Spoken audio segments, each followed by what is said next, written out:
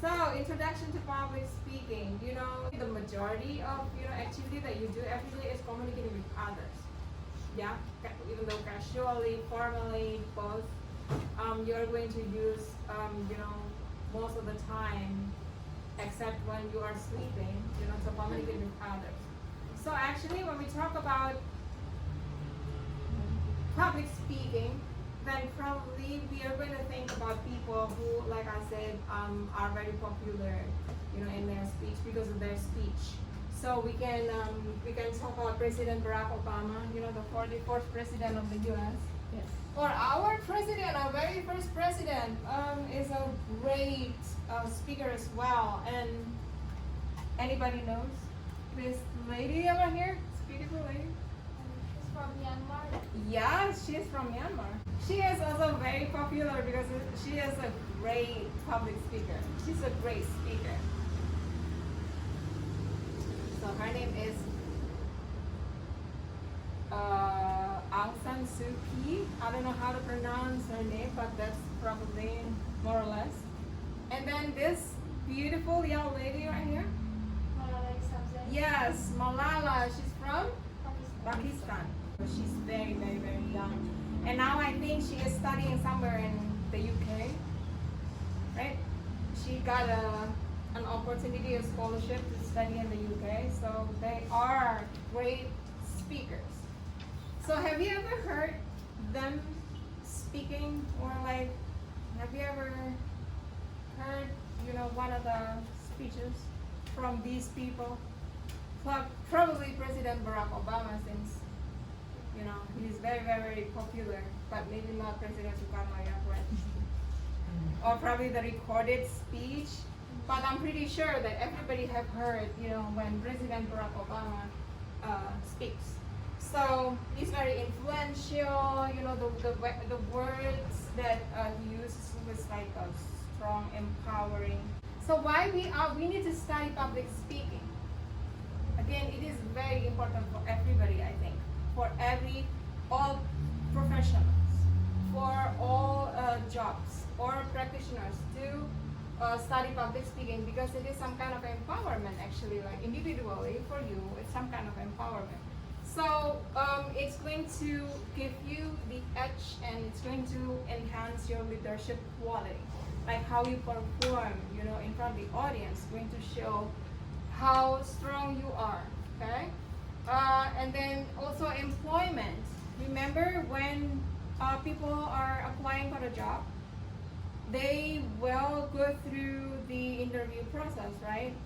So during the interview process, this is the time when she or he is going to display, the leadership quality, and the capacity, the academic quality and professional quality.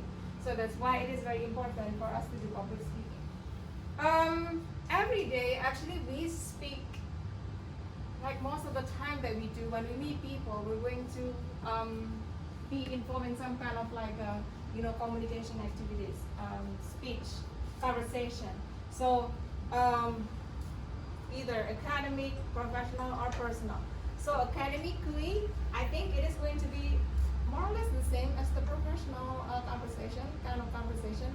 The words that we use, the tone that we use are going to be very different. The choice of the gestures, for example, they're going to be very different compared to when we do the personal conversation. So depending on who the audience is in front of us, then we are going to need to choose. Academically, we negotiate, for example, grades, or we are involved in a discussion. In class, for example, of course, it's going to be formal, but outside the class, then it's going to turn into casual. Yeah? So it's going to be depending on our relation with others, with another speaker.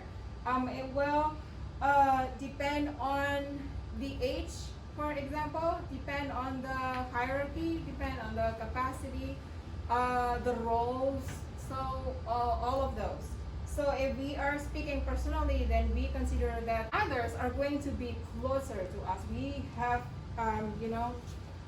the close relation with this person. And then there are similarities between conversation and public speaking. So both are a place when we organize our thoughts. So we need to think about something before we say something. So for example, when we give directions, someone is very confused and we give direction to campus or to some other places. So we organize our thoughts like the most effective way to go to that place, right? So we're going to think about, the most effective way to do something. So we're going to think first before we say something. And then we also tailor our message. So create something in such a way that it is going to be accommodating to that person or to another speaker. So for example, when we talk about the reason why we study communication and our audience is different, we are going to use different tone, different vocabularies, different way of talking. For example, we talk about that with our 5-year-old brother. The words is going to be different. Or the 17-year-old friend, it is going to be different too. The topic is going to be different, right? Maybe you're going to talk about, the plan when we graduate, then we're going to do something different. Or your prospective boss, of course, you're going to highlight your power, your strength, and you talk about that with your prospective, employer. And then adapting to listener feedback. So feedback is super, super important. Feedback can be verbal, it can be non-verbal as well. Even though you don't say anything, sometimes you also give feedback, right? So for example, I saw something from Instagram, I think like one of the Instagram reels, right? Is it called reels? Yeah. Yes. Yeah. So this lady said that Bahasa Indonesia, or Indonesians in this case, are actually an effective communicator compared to, for example, English speaker. Like for example, if we use English, then if somebody, has, in front of us, then we're gonna say, look at that person over there, who just walked in front of you. But as Indonesians, you're just gonna do, right? Yes. So we're a very effective communicator. So that's like, for joking, but I think that's true. Okay.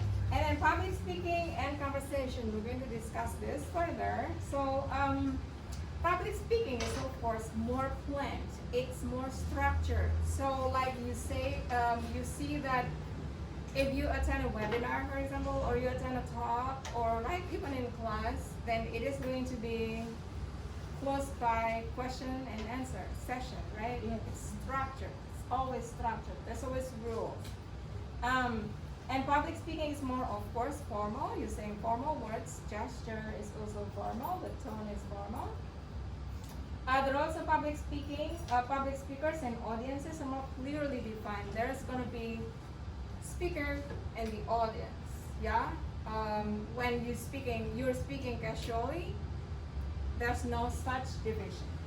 And then different method of delivery, so usually formal or less pauses or phrases, ethicality. We're going to talk about that also in another meeting. We also pay attention to those kind of things when we do public speaking.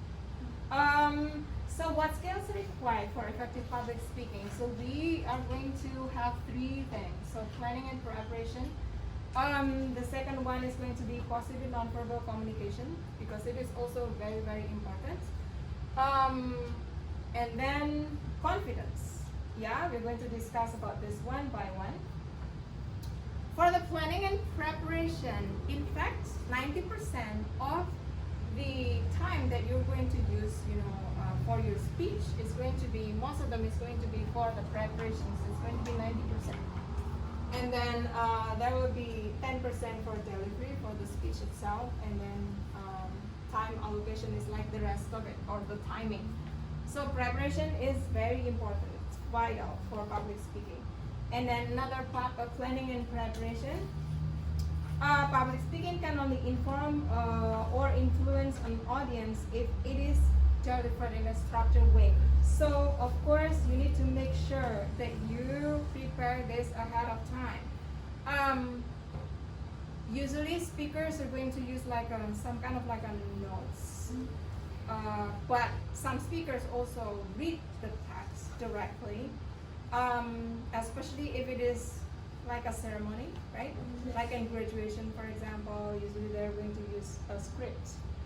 But I would say that notes and bullet points are going to be the best if you want to deliver a speech. Now the nonverbal communication, yeah? So actually there is an analogy for this. If we think about, you remember Titanic? Yes. There is something outside of the ship that, caused the accident, right? When you see the iceberg, if you go to Antarctica, for example, you're going to see a lot of icebergs. So when we think about nonverbal communication, actually we are going to think about an iceberg. What is meant by that is sometimes everything that is invisible are greater than the things that are visible. So for example, your face look happy, but people are not going to know that you are hurting inside, you're brokenhearted, right? So gesture are very, very important. There will be a slight gesture that is going to be visible for people, but unless we learn about it, then we're not going to know, right? We're not going to be sensitive as that. So gesture or nonverbal communication is very, very, very, very important. So we need to pay attention to this, the posture, the body movement, how you present yourself physically, how you stand up. It will say something. It will say a lot about you. The way you move your hands, your facial expressions, it will say something. And then your facial movements, even though now we're wearing masks, so we do not know, right? And then eye contact is very, very important. When you're talking to people, you need to distribute the eye contact for people, yeah? And then your voice and pitch and tone, you're going to be able to manage that. So 70% of your successful communication is going to depend on your body language and nonverbal, method. And then 23% is from the voice and pitch or tone, and only 7% is from the words that you use. So you can see that how powerful nonverbal language is. So this is the example, like from President Barack Obama. I don't know why I always navigate towards him because I think he's one of the person that I idolize. Not only the way he speaks, probably like everything else. So positive examples of nonverbal communication, for example, head looking up, don't slouch, put a smile on your face, small hand and arm gesture because you're not a robot. Keeping to one area of the stage, yeah, so you're not running around like there's a singer but probably from 1980s that usually like running from one one spot to another spot. Axl Rose, Guns N' Roses. And then eye contact once again is very, very important. So and the other way around, these are the example of negative examples of nonverbal communication. So like moving too much, probably not very friendly face, folded arms like this. This is not very not very good nonverbal language, because it shows that you are cold or you don't want to negotiate. And then wandering about the stage, like running here and there, and do not use your eye contact. So those are the examples. And then the confidence in speech. So you need to try to speak without these one. This is very important. This is like the three most important things that you need to always remember when you do public speaking. It's like water coming out from the ceiling. So the first one is hesitation. So a pause that is longer than 3 seconds is considered too long. Yeah. So if you speak, do not use too long pause. Less than 3 seconds is okay. And then repetition, using the same words over and over and over again. So try to use synonyms or another word, be created. And then deviation. If you are talking about one particular topic, but then suddenly you're talking about another thing, then suddenly you talk about something else, that's deviation. So you need to always remember that. We're going to practice using that. So this is the task. Is there any question? Yes. Adila. So I have trained in a like Mariana School of Public Speaking for 2 years, and they teach us to like walk on the stage, like this divide the stage into three areas. What do you think, ma'am, about that?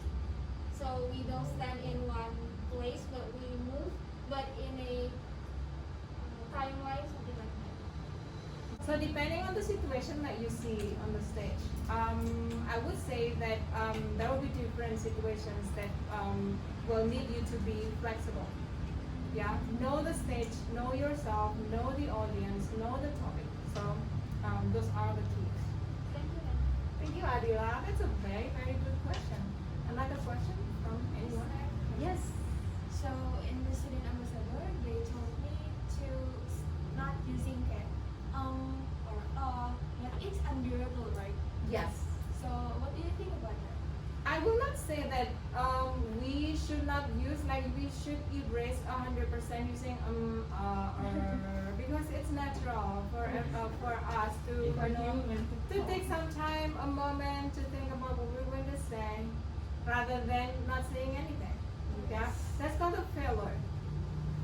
And if you do casual speech, informal speech, like in the US, usually youngsters are going to use like a filler, like a more, extreme filler, like light, right? So I'm thinking like that's the filler. Or I'm thinking like, what is it called? That's also a filler. So rather than not saying anything, you can say something as a filler. I will not say that erasing filler is easy. It is not easy. Yeah, even the best speaker in the world, they are going to use filler. They will always use filler.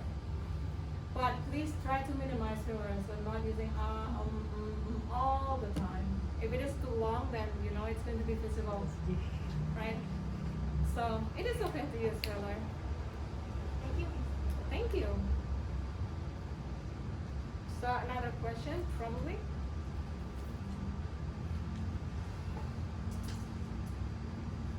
No question? You can email me the question. Yeah? So we're going to talk about what task we're going to do for the first meeting. So you guys are going to read I have uploaded a PowerPoint to the Google Drive about resume and Vita, but it's more about resume. So you need to read about that, and you can also use some other sources. Hang on. I actually, let me show you.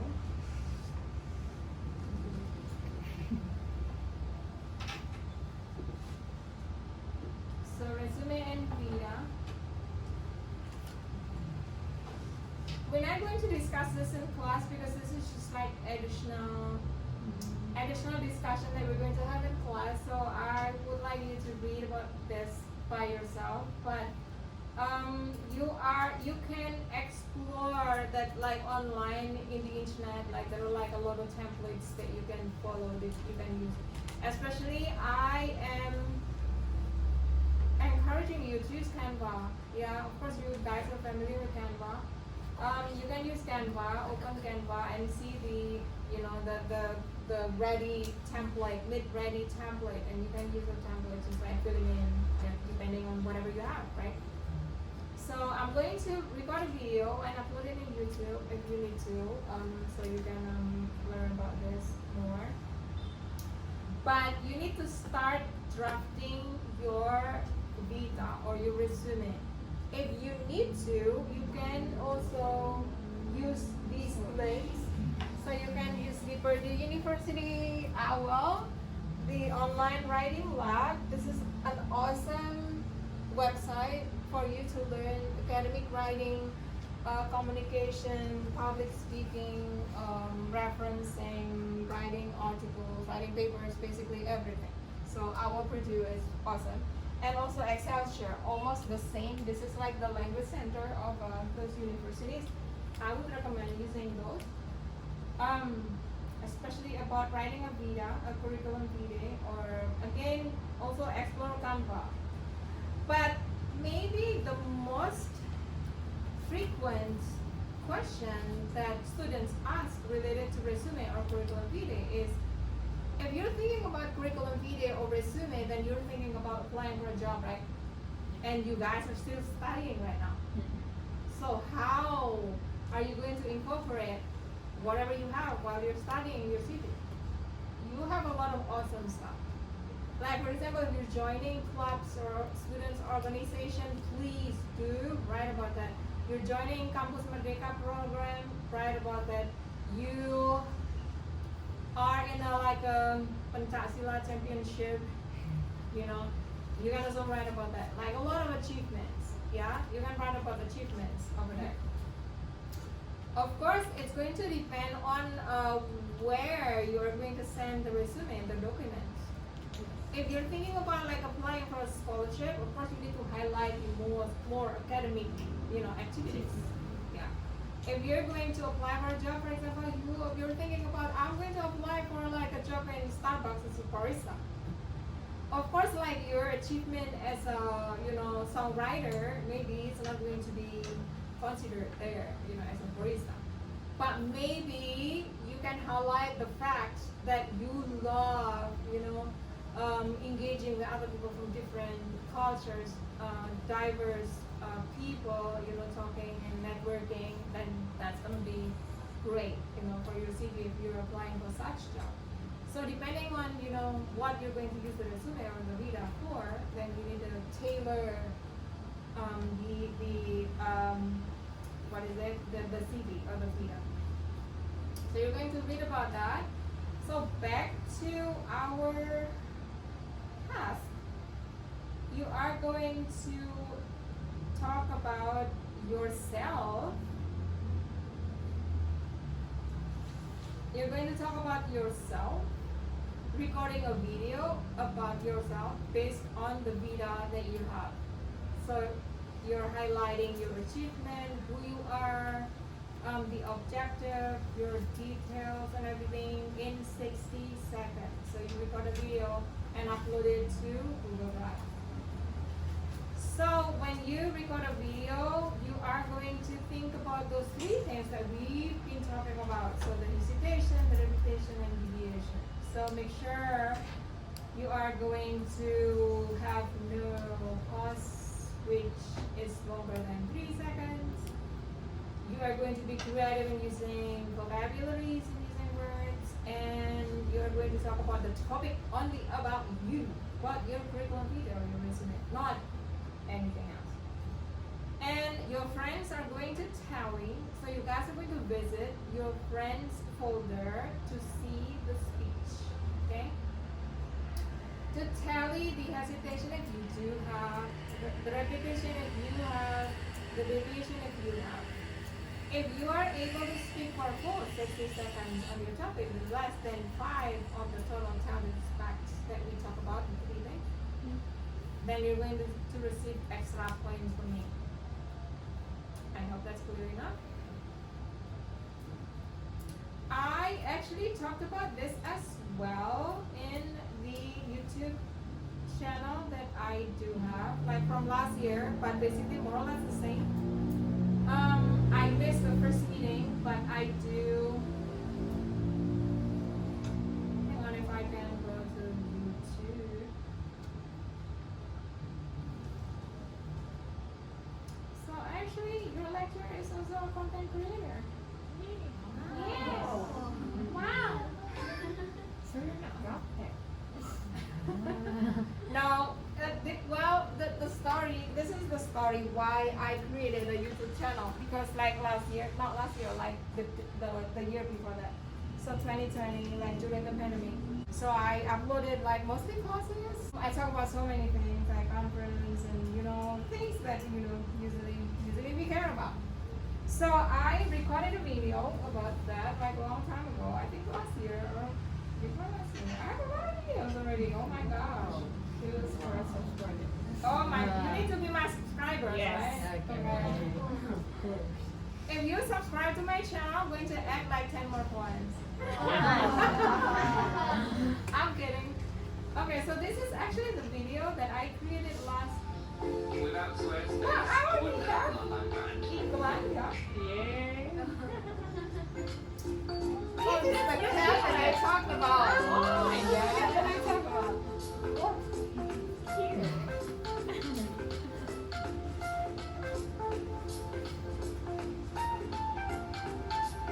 Okay, so just let's watch the video. Okay, so I can shut up. So today we had our very first meeting for the public speaking class.